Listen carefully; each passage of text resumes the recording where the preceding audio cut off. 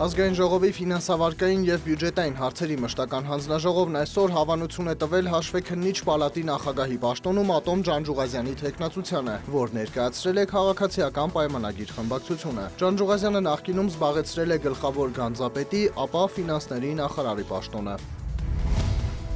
Բեռնափոխադրումների ճյուղում 2021-ին գրանցվել է 15,8% աճ, երկրի ներսում և Հայաստանի տարածքից դուրս ընդհանուր 17 միլիոն 243 հազար տոննա բեռ է տեղափոխվել։ Ըստ Հայաստանի միջազգային փոխադրողների ասոցիացիայի նախագահի 2021-ի էական աճի պատճառը եղել է 2020-ի սահմանափակումները։ Կովիդով պայմանավորված սահմանափակումներ գործում էր նաև արտասահմանում, որոնք 21 թվականին ավելի մեղմ էին։ Այնտեղ էլ ապրանքաշրջանառությունը ավելի բարձր ցուցանիշներ է գրանցել։ Փոխադրումների ծավալի գերակաշիռ մասը բաժին է հասնում ավտոմոբիլային տրանսպորտին, 70%, երկրորդ տեղում երկաթուղայինն է։ Հիմնականում այդ աճը տեղի ունեցել ավտոմոբիլային բեռնափոխադրումների միջոցով 23,1%, աճել են նաև օդային փոխադրումները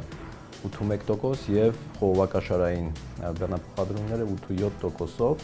փոքր ինչ նվազում է տեղի ունեցել երկաթուղային բեռնափոխադրումների ոլորտում 2,4%-ի չափով։ Բեռնափոխադրումները տնտեսության զարգացման եւ արտահանման դրական միտումների մասին են վկայում, ընդգծում է տնտեսագետը։ Այս ճյուղի զարգացման շնորհիվ ակտիվանում է նաեւ երկրի լոգիստիկ շղթան։ Հայաստանն առաջիկայում կունենա նոր ավտոշուկա, որը համապատասխան կլինի ինչպես միջազգային չափանիշներին, այնպես էլ Հայաստանում գործող օրենսդրության մեջ կատարված փոփոխությունների պահանջներին։ Վերջերս քննարկումների արդյունքում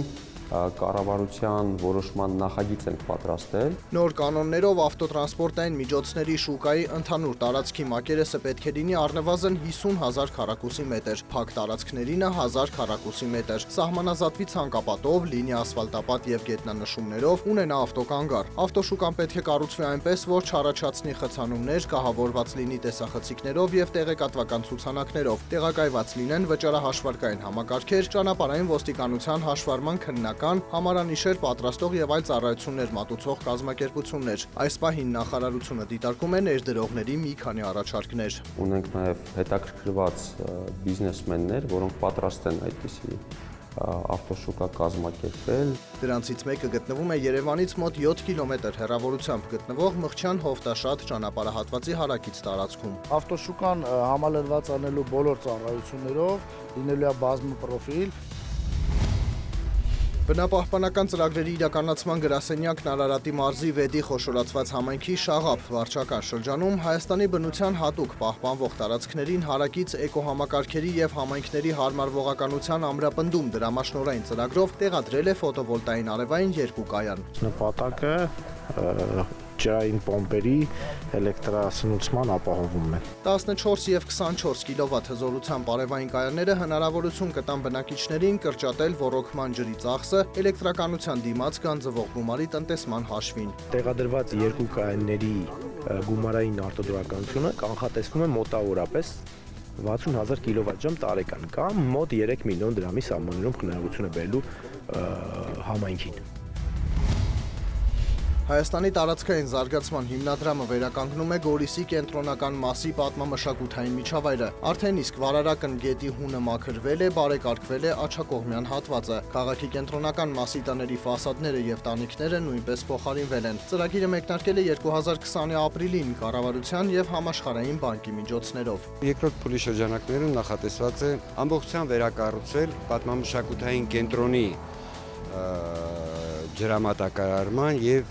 կեղտաջրերի հեռացման համակարգը։ Ընթացքի մեջ 800 մետր փողոցի բարեկարգումը, արտաքին լուսավորության ապահովումը, հետիոտնային եւ հեծանվային երթուղու ձևավորումը։ Տեղ-տեղ փողոցներն ու մայթերը սալապատված կլինեն ինչպես հին Գորիսում։ Քաղաքի ջրամատակարարման եւ ջրահեռացման համակարգերի վերակառուցումն իրականացվում է գերմանական KfW բանկի միջոցներով։ Ծրագիրը ներառում է հանրապետության 6 մարզերը։ Ընդհանուր առմամբ նախատեսված է 11 քաղաքի եւ 41 գյուղական բնակավայրի ջրամատակարարման եւ ջրահեռացման համակարգերի վերականգնում եւ վերակառուցում։ Այս ծրագրերով կարմիր կտուրներով քաղաքում կատարված ներդրումը 1 միլիոն 270 հազար դոլար է կազմում։ Գորիսից հետո նույն ծրագրի շրջանակներում նախատեսվում է սկսել նաեւ Մեղրիի հին թաղ կոչվող հատվածի վերականգնման աշխատանքները։